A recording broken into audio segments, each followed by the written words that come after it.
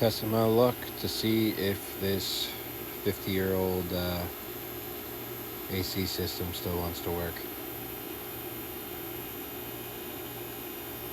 Got it hooked up to my field piece. Running it through gauges, which I don't typically like to do. I should have hooked up my other hoses, but I'm lazy. And we're pulling down just under 1,000 right now, or just about 1,000. So hopefully this old compressor works and all the complicated Cadillac friggin' controls still work. Yeah. Been sitting out here for like 2 hours doing nothing. Just waiting for this thing to finish. Probably got another hour waiting to go.